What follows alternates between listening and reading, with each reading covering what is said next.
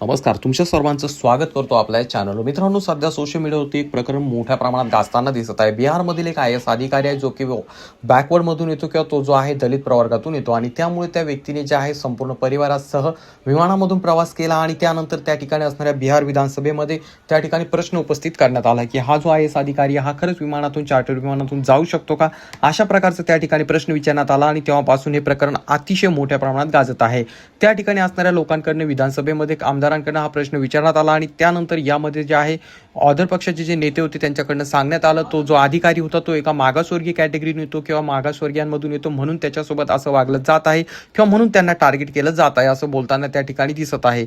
आणि यावरनं आता असा प्रश्न उपस्थित राहतोय की जर एखादा SC ST कॅटेगरीचा व्यक्ती IAS IPS बनला तरी देखील त्याला जातीवादाचा सामना करावा लागतो का, तर अशा अनेक प्रश्न आता समोर निघून येत आहे.